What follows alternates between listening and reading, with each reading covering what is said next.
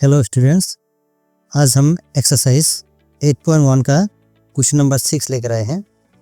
यहाँ पे क्या बताया गया है, if angle A and angle B are acute angles. मतलब सपोज हमारे पास एक ट्रायंगल है ए बी सी, इसका एंगल ए और एंगल बी ये दोनों हैं एक्यूट एंगल, यानी 90 डिग्री से कम। तो such that cos A is equal to cos B। अगर एंगल A और एंगल B एक्यूट एंगल है और एक कंडीशन है, और क्या है, cos A और cos B इक्वल है, तो हमें प्रूव करना है angle A and angle B ये दोनों इक्वल है, ये प्रूव करना है। तो कैसे करेंगे देखते हैं। सॉल्यूशन, हमारे पास सपोज एक ट्रायंगल है, ट्रायंगल ABC। तो इसके लिए हमारा कंडीशन क्या था, cos A is equal to cos B, है ना। तो हम पहले cos A निकाल लेते हैं। cos A is equal to क्या था, हमें पता है बेस बाय हाइपोटेनियस। तो अगर ये थीटा है, एंगल A अगर थीटा है, तो बेस कौन सा होगा, CA होगा। तो हम लिख सकते हैं CA बाई BA, ठीक है, ये हाइपोटेनियस है। और cos B के लिए हम क्या लिख सकते हैं, cos B यानी हमें थीटा लेना पड़ेगा, ये B। तो cos B के लिए भी base by hypotenuse is equal to, इस बार बेस होगा BC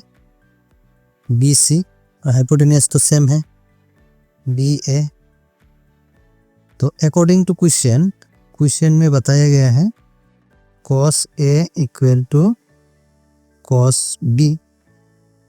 date means cos A और cos B अगर इक्वल है तो हम इन दोनों को इक्वल लिख सकते हैं। CA by BA is equal to BC by BA हम लिख सकते हैं। डेट इम्प्लाइज नीचे BA है, इसके भी नीचे BA है, इक्वल के दोनों साइड में इसको काट देते हैं, तो रह जाएगा CA is equal to BC। तो हमारे पास अभी क्या आया, CA is equal to BC। ये CA और BC ये दो साइड इक्वल आया।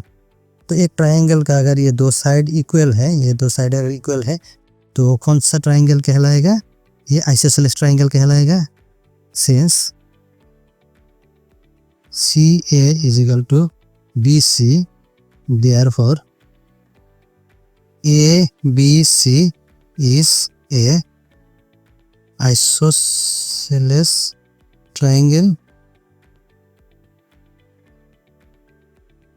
therefore अगर एक आइसोसेलेस ट्रायंगल का दो साइड इक्वल है, यानी कि CA अगर BC है, मतलब इस CA का ऑपोजिट एंगल कौन सा होगा, B एंगल होगा। Therefore angle B is equal to BC का ऑपोजिट एंगल क्या होगा, BC का ऑपोजिट एंगल क्या होगा, एंगल A क्या होगा, इक्वल होगा। That is angle B is equal to angle A। That means हम इस तरह से लिख लेते हैं, उल्टा लिख लेते हैं, angle A is equal to angle B।